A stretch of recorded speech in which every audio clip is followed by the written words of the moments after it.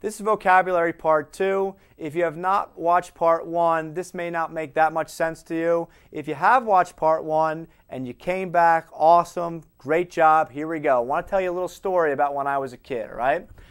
Home one night, doing my thing, and my friend from across the street comes knocking on the front door and he says, "Hey Carl, my dad got a new car, you got to come over and check it out," right? So we run across the street together, and in the driveway is this awesome sports car. It's a convertible.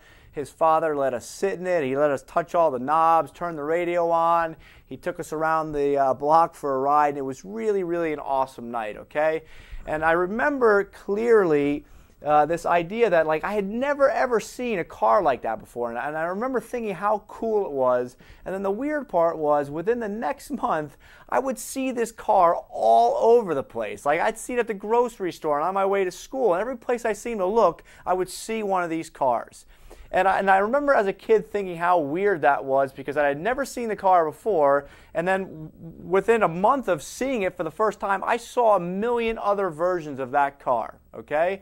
And it wasn't until I got to adulthood that I realized that I had probably seen that car a bunch of times before my friend's father brought it home, okay? I just never noticed it because it never meant anything to me. I had never been introduced to the car, and because it never meant anything, I never picked it out of the background. I never picked it out of a lineup of cars or in traffic or anything like that, okay? And this is how I want to relate the story to vocabulary.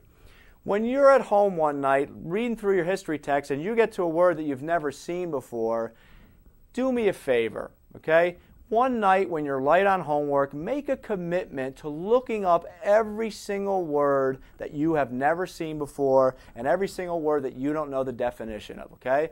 And I want you to write those words out, and I want you to write out the definitions and maybe the part of the sentence that it was in, and memorize them. Make the commitment to actually memorizing them, all right?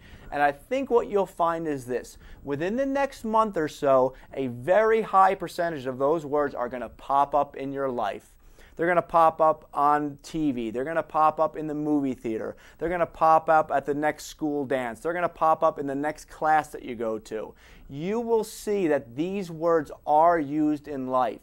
The reason you're not noticing them now is because they're part of the background. They mean nothing to you, okay? A lot of the words that you're going to see in your school reading are words that you're going to need to one day consider yourself a well-educated adult. So do me a favor. You've come back to this video, please take the next step, and one night, again, when you're light on homework, look up a bunch of words, make a commitment to memorizing them, and wait and see how they pop up in your life, okay?